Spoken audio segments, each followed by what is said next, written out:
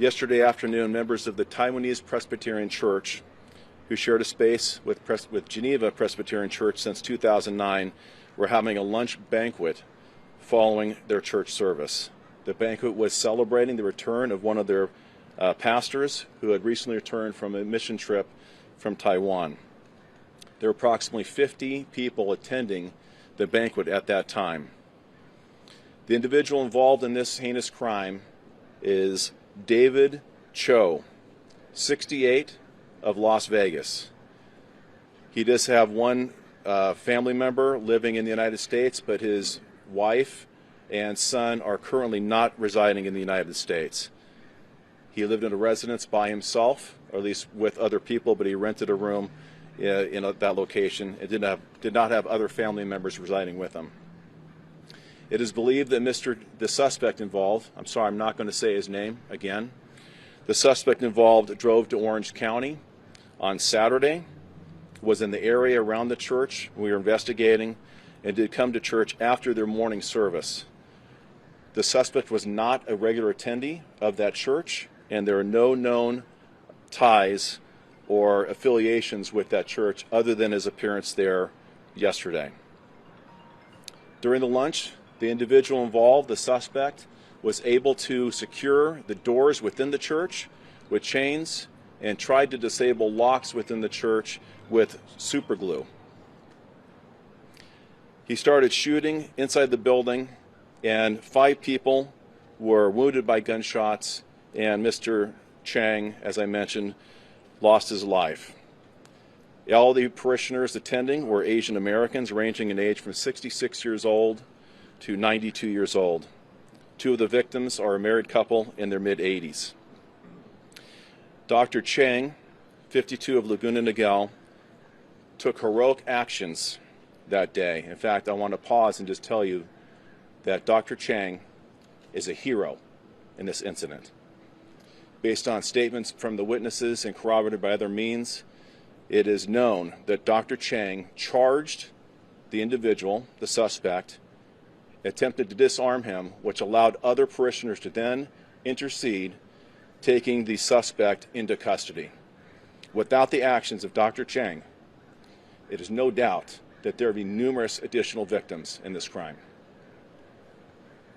Unfortunately, after Dr. Cheng tackled the suspect, he was hit by gunshots and he was pronounced deceased at the scene.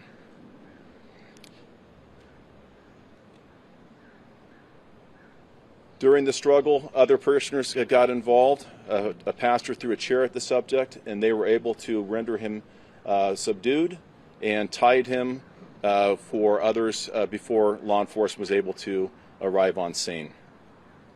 Deputies arrived within minutes following the 911 call from inside the church. They forced entry into the church building and took the suspect safely into custody. 2 handguns were recovered at the scene. The special agent with the ATF will discuss those handguns specifically. After the suspect was detained, our deputies began life-saving measures, soon followed by response by the Orange County Fire Authority, who took over first aid and medical care. 5 victims were taken to local hospitals. I want to thank OCFA for their immediate response and their partnership we have with them in serving our community and providing care to the victims. Homicide investigators have worked tirelessly throughout the night to learn what we can share about the incident that occurred.